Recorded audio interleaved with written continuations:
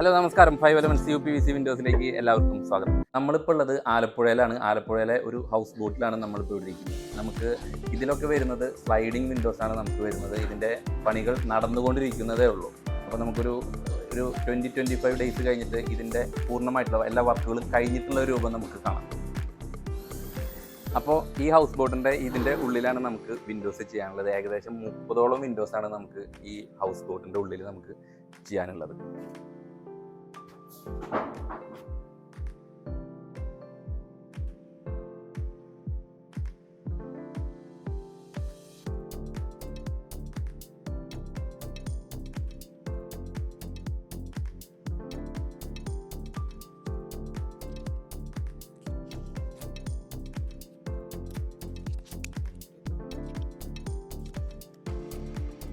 Five Element UPVC Windows and Doors.